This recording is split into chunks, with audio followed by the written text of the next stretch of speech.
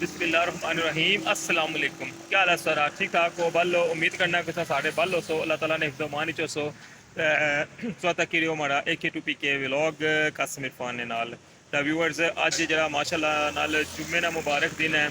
अल्हम्दुलिल्लाह नमाज जुमा अदा करने वास्ते आए हैं।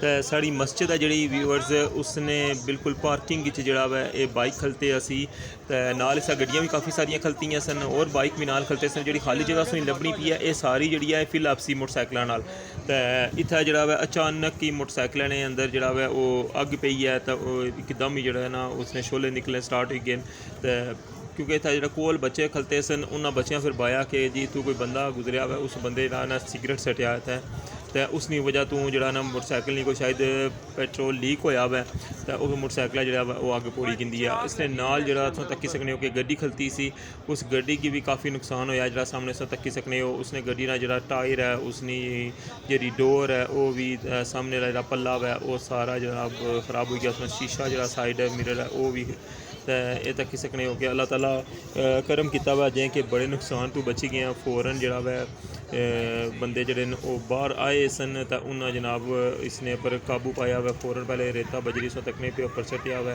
तो फिर भी जरा अग नहीं सी बुझनी थी तो काफ़ी देर के बाद फिर मुड़ के दोबारा जरा वै पानी वगैरह सटिया वै तो कितना बड़ा नुकसान जरा वै होया वै। तो उस बाइक वाले ना जरा वै उसना बाइक सारा ख़त्म हो गया तो नाल जो बाइक और खलते सन उन्होंने भी छोटा मोटा जरा नुकसान होया वै। व्यूअर्स तो गड्डी जी उसकी तो काफ़ी ज़्यादा नुकसान होया वै।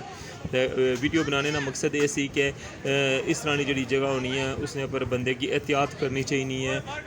जरा वै एक असने आम लोगों की तक्या वै कि जो स्मोकिंग करने बंदे के जिथा दिल करना उतना सिगरेट सट्टी छोड़ने तो उन तक्की सकने हो कि उसकी वजह तो अल्लाह ताला कितने बड़े नुकसान तो बचाए। शायद असा मस्जिद ने बाहर सन नमाज पढ़ गए सन बंदे तो अल्लाह ताला करम किया वै इसकी टैंकी नहीं फटी या मजीद जरा नुकसान है उसने तो असा बची गए हैं।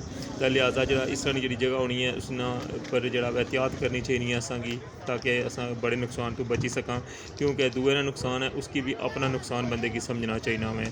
तो इससे नाल जरा वै अज नी वीडियो तो मिगी इजाज़त दो तो इंशाल्लाह नैक्सट दोबारा सुनल मुलाकात उसी अपना ख्याल रखिए। अल्लाह हाफिज़।